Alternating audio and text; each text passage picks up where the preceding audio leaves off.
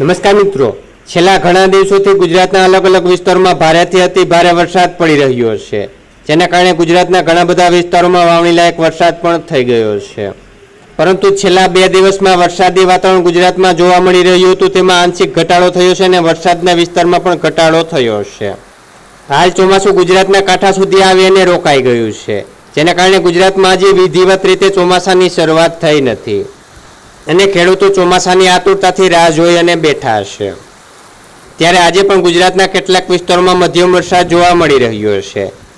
ત્યારે અત્યારે તમે જે વરસાદ જોઈ રહ્યા છો તો દિયોદરનો છે. મિત્રો, અહીંયા અચાનક જ વાતાવરણમાં પલટો આવ્યો હતો અને વરસાદી માહોલ જામ્યો હતો. કોઈ ભારે વરસાદ થયો નથી, પરંતુ વાતાવરણમાં ઠંડક પસરી હોય તે પ્રકારની સ્થિતિ અત્યારે દિયોદરમાં જોવા મળી રહી છે.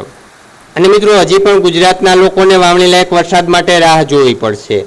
તેમજ વિધિવત રીતે ગુજરાતમાં ચોમાસાની શરૂઆત ક્યારે થશે અને કયા વિસ્તારમાં કેટલો વરસાદ જોવા મળશે તેની માહિતી આવતા વિડીયોમાં આપવામાં આવશે.